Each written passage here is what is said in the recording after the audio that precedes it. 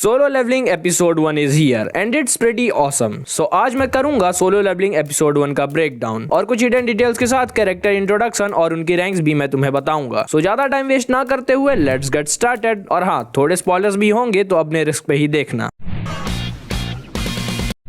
सो episode की start में हमें 3 साल पहले एक आइलैंड दिखाया जाता है जहाँ पे नेवी और बहुत से हंटर्स होते हैं जो इस आइलैंड में एंट्स को मार रहे हैं। लेकिन क्यों, सब्र करो, मैं तुम्हें बताता हूँ। इस आइलैंड का नाम है जेजू आइलैंड और main story line event start होने के 4 साल पहले एक S rank gate Jeju island में स्पॉन हुआ था और उस टाइम पे कोरियन एस रैंक हंटर्स बहुत ही ज्यादा वीक होते थे, इसीलिए वो उस गेट को क्लोज करने में अनसक्सेसफुल रहे, जिससे इवेंचुअली डंगन ब्रेक हुआ और उससे मॉन्स्टर्स जाइंट एंट्स बाहर आई और ये एक single ant A rank Hunter के बराबर पावर पॉजेस करती है और इसके कारण थाउजेंड्स ऑफ कोरियन सिविलियंस मारे गए। उसके बाद जेजू आइलैंड इंसानों के रहने लायक नहीं बचा एंड लास्ट 3 इयर्स में कोरियन गवर्नमेंट ने जेजू आइलैंड पे 3 सर्च एंड डिस्ट्रॉय मिशंस भी किए जिसमें वो अनसक्सेसफुल रहे और 3rd रैंक के दौरान कोरिया ने अपना one of the prized S rank hunter युनसुक को भी खो दिया, जिसे हमने अभी एपिसोड में भी देखा। बैक टू द पॉइंट, इस जेजू आइलैंड की रेड में हमने बहुत से स्ट्रॉन्ग हंटर्स और हीलर्स को भी देखा, जिसमें से एक है मिन ब्यूंगू जो एक कोरियन एस रैंक हीलर है। नेक्स्ट है बे क्यून हो जो एक कोरियन एस रैंक हंटर होने के साथ ही one of the top 5 guilds में से एक व्हाइट टाइगर गिल्ड का मास्टर भी है। फिर है युनसुक जो कोरियन एस रैंक हंटर है जिसके बारे में मैं तुम्हें पहले ही भी बता चुका हूँ। एंड सीन शिफ्ट होता है, हम देखते हैं चोई जोंग इन को जो कोरियन एस रैंक हंटर है एंड गिल्ड मास्टर है हंटर्स गिल्ड का, जो रैंकिंग में व्हाइट टाइगर गिल्ड से भी ज्यादा आगे है। और एक बात, मैं इस वीडियो में गिल्ड्स और हंटर्स के रैंकिंग को नहीं बता रहा हूँ, ये मैं आगे आने वाले वीडियोस में कवर करूंगा। बैक टू द पॉइंट, आगे नरेटर हमें बताता है कि 10 साल पहले इस वर्ल्ड को दूसरे डायमेंशन से कनेक्ट करने वाले गेट्स अचानक से खुलने लगे और उनके दूसरी तरफ बहुत से मॉन्स्टर्स रहते थे जिन्हें मैजिक बीस्ट कहा जाता था आई गेस, जिनके ऊपर नॉर्मल वेपन्स का कोई भी इफेक्ट नहीं होता था और जो लोग इनसे लड़ने की नेसेसरी एबिलिटीज को अवेक कर पाए उन्हें हंटर्स कहा जाने लगा। और उन लोगों की बॉडी में किस रैंक की मैजिक पावर है इस हिसाब से इन सभी को अलग अलग रैंक में बांट दिया गया, जो है S, A, B, C, D and E. और अपना प्रोटैगनिस्ट संग जिनवू ई रैंक में बिलोंग करता है और जब एक बार ये पावर्स अवेक हो जाती हैं तो फिर ये बढ़ नहीं सकती दूसरों के लिए, बट अपना प्रोटैगनिस्ट अलग है। फिर हम 3 साल बाद का सीन देखते हैं जहाँ पे जिनवू को सब लोग ह्यूमैनिटी का वीकेस्ट हंटर बोलते हैं, जो एक ई रैंक डंजन में जाके भी पिट के आता है और हॉस्पिटलाइज्ड हो जाता है। समझ रहे हो, इतना वीक है अपना संग जिनवू। फिर वो अपनी टीम के साथ डंजन के अंदर जाता है जहाँ पे जिनवू एक गॉब्लिन से फाइट करता है और इंजर्ड हो जाता है। फिर जूही जो एक बी रैंक की हीलर है वो उसे हील करती है। आगे उन्हें एक और डंजन मिलती है और इसे कहते हैं डबल डंजन, मींस एक डंजन के अंदर एक और डंजन। और इसके अंदर जाने के बाद कुछ तो बचेंगे ही नहीं और जो बचेंगे वो हंटर का काम ही छोड़ देंगे एक्सेप्ट जिनवू। और इसके पहले कि हम आगे बढ़े मैं तुम्हें रिमेनिंग कैरेक्टर्स का इंट्रोडक्शन करा देता हूँ। सो ये है किम सैंग सिक जो एक डी रैंक हंटर है और इसने ही पार्क जीसुल जो एक और डी रैंक हंटर है उसे ये बताया कि जिनवू वर्ल्ड का वीकेस्ट हंटर है और पार्क के साथ डंजन में बहुत बुरा होने वाला है। वैसे इसकी बीवी 2nd टाइम प्रेग्नेंट है ना। एंड नेक्स्ट है सोंग चियूल जो रेड लीडर है इस डबल डंजन की रेड का और साथ ही वो सी रैंक हंटर है और इसके हिंदी वॉइस आर्टिस्ट है अली फैजल एक गुड्डू भैया। और ली जूही के बारे में तो मैं तुम्हें पहले भी बता चुका हूँ कि ये बी रैंक हीलर है और अगर तुम्हें लगता है कि ये आगे चल के जिनवू की love interest I mean girlfriend बनेगी तो तुम बिल्कुल गलत हो। अब तुम पूछोगे तो वो कौन है, सब्र करो आगे बताता हूँ। एंड नेक्स्ट हम गो गन्ही को देखते हैं जो कोरियन एस रैंक हंटर है और चेयरमैन है कोरियन हंटर्स एसोसिएशन के और ये एक स्पेशल पर्सन है। अब वो क्यों, वो तुम्हें आगे चल के पता चलेगा। और उनके साथ थे ए रैंक हंटर वो जिनचुल जो चीफ इंस्पेक्टर है कोरियन हंटर्स एसोसिएशन के। और यहाँ पे गन्ही ये बताते हैं कि डंजन और मॉन्स्टर्स को मारने के बाद जो चीज मिलती है उन्हीं चीजों को सेल करके हंटर्स अपनी जिंदगी चलाते हैं। और वो ये भी बताते हैं कि essence stones only higher rank के मॉन्स्टर से मिलता है। ये एक स्मॉल ग्लोइंग स्टोन होता है जो मैजिक बीस्ट और मॉन्स्टर के कॉर्प्स मींस लाशों के अंदर पाया जाता है और ये हंटर्स का प्राइमरी सोर्स ऑफ इनकम होता है। और इस स्टोन की कीमत इसके रैंक और क्वालिटी के अकॉर्डिंग डिटरमाइन की जाती है एंड इन्हीं से मॉन्स्टर को मारने वाले बहुत से पावरफुल वेपन्स भी बनाए जाते हैं। एंड माना क्रिस्टल्स जो एक ब्लू कलर का मैजिकल मिनरल है जो सिर्फ डंजन्स में ही पाया जाता है। ये हंटर्स के लिए सेकेंडरी सोर्स ऑफ इनकम है और ये एसेंस स्टोन से कम पावरफुल भी होता है एंड इन्हें भी वेपन्स और आर्मर्स बनाने के लिए यूज किया जाता है। फिर हम यो जिन्हो को देखते हैं जो अपने रैंक इवैल्यूएशन के लिए आया है और ये एक डी रैंक हंटर है। अब इसके बारे में मैं तुम्हें ज्यादा नहीं बताऊंगा, बस इतना जान लो ये एक बहुत बड़े बिजनेसमैन का बेटा है। एंड वहीं पे हम हान सोंग ई को देखते हैं जो एक ई रैंक हंटर है और जिनवू की सिस्टर जीना की फ्रेंड है। एंड अगेन हम हंटर्स गिल्ड के गिल्ड मास्टर चोई जोंग इन को देखते हैं जो चाहाई इन को मेंशन करता है और अगले ही पल हम उसे भी देखते हैं। अब चाहाई इन एक एस रैंक हंटर है और वॉइस गिल्ड मास्टर है हंटर्स गिल्ड की और ये हंटर्स गिल्ड की स्ट्रॉन्गेस्ट मेंबर होने के साथ साथ जिनवू की लवर भी है। बट करंट पे इसको और जिनवू का दूर दूर तक कोई नाता नहीं है और तुमने तो देख ही लिया कि वो कितनी ज्यादा फेमस है। और दूसरी तरफ अपना जिनवू वर्ल्ड का वीकेस्ट वीकेस्ट हंटर। अब जब इंट्रोडक्शन हो गए हैं तो हम पॉइंट पे वापस आते हैं। तो जिनवू का टीम लीडर दूसरे डंजन में जाने के लिए वोटिंग करवाता है, जहाँ पे जिनवू अपना रीजन सोचते हुए आगे जाने के लिए वोट देता है। तो जिनवू हंटर बना है अपनी माँ के मेडिकल एक्सपेंसेस के लिए और अपनी बहन की पढ़ाई के लिए, और उसके डैड भी उसके साथ नहीं है। और तुम्हें बता दूं कि उसके डैड अभी मरे भी नहीं है, तो वो है कहाँ, ये मैं किसी और वीडियो में बताऊंगा। So back to the point, वो सभी जिनवू के बोट के बाद उस गेट के अंदर जाते हैं और इस जगह का नाम होता है कार्डेनन टेम्पल। और उनके अंदर जाते ही उस टेम्पल की मसाले जल जाती हैं और उनका लीडर कुछ रूल्स पढ़ता है जो एक स्टैचू पकड़ के खड़ा रहता है। तभी वहाँ के गेट बंद हो जाते हैं और इसके बाद चालू होता है मौतों का सिलसिला। और लिटरली मैं तुम्हें बताऊं, इसके चैप्टर्स में इसी ब्रूटैलिटी को देख के मैंने इसकी पूरी मानहावा पढ़ी। और अगर तुम एक्शन एनिमे और ओवर पावर्ड कैरेक्टर को देखना पसंद करते हो तो ये परफेक्ट एनिमे है तुम्हारे लिए और मेरे लिए। So back to the point, जो बंदा मरता है वो एक डी रैंक हंटर रहता है और भाई ये एक झटके में ही खत्म हो जाता है। तभी जिनवू अपनी खराब हालत को बताता है कि इसके पहले भी वो बहुत बार डेथ को फेस कर चुका है और उसके पास ना ही पैसे थे ना ही अच्छे वेपन्स थे, जो ऑब्वियसली ज्यादा पैसे में आते हैं। और जिनवू हमेशा सर्वाइव करने का ट्राई करता था और अपनी आंखें खुली रखता था, और शायद इसीलिए वो स्टैचू ऑफ गॉड का लेजर बीम अटैक प्रेडिक्ट कर पाया और बाकियों को झुकने के लिए बोल पाया। और अब इनमें से किसी को समझ में नहीं आ रहा कि हो क्या रहा है। तो क्या जिनवू और इसकी टीम सर्वाइव कर पाएगी? तो इसका आंसर है हाँ, बट सब लोग नहीं, इनमें से कुछ लोग मारे जाएंगे। ये statue of god solo leveling का मेन विलन नहीं है, और जो मेन विलन है वो इसी कार्डेनन टेम्पल के अंदर है और उसे कहते हैं द आर्किटेक्ट, जिसने जिनवू के सिस्टम को बनाया है। और इसके बारे में मैं तुम्हें आगे आने वाले वीडियोस में बताऊंगा। So that's it for the episode 1 breakdown और कैरेक्टर इंट्रोडक्शन। अब इसके एनिमेशन और डब के बारे में बात करते हैं। सो फर्स्ट एपिसोड के अकॉर्डिंग मुझे इसका एनिमेशन बहुत ही ज्यादा पसंद आया एंड आई एम 100% श्योर कि आगे चल के इसका एनिमेशन और भी ज्यादा ऑसम होने वाला है। और मेरे अकॉर्डिंग तुम इसके हिंदी डब को ट्राई कर सकते हो, बिकॉज मुझे ये पर्सनली बहुत सही लगा एंड मैं इसके डब को रेट करूंगा 8 आउट ऑफ 10। वैसे मैं इसे सब और डब दोनों में ही देख रहा हूँ, तो तुम अपने प्रेफरेंस के हिसाब से देखना। सो दैट्स इट, यहीं पे हम वीडियो का रैप अप करेंगे। और हाँ, अगर तुम चाहते हो कि मैं इसकी मानहावा को कवर करूँ तो कमेंट्स में यस लिख देना, मैं समझ जाऊंगा। एंड मैं इसके और भी टॉपिक्स पे वीडियो ला रहा हूँ, तो रेडी रहना। मिलते हैं नेक्स्ट वीडियो में। Till then sayonara.